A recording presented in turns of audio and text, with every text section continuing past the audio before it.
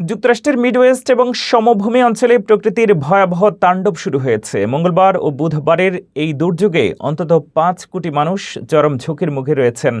Kansas, Minnesota এবং উইসকনসিনে ইতিমধ্যেই ১৪টিরও বেশি টর্নেডো আঘাত এনেছে।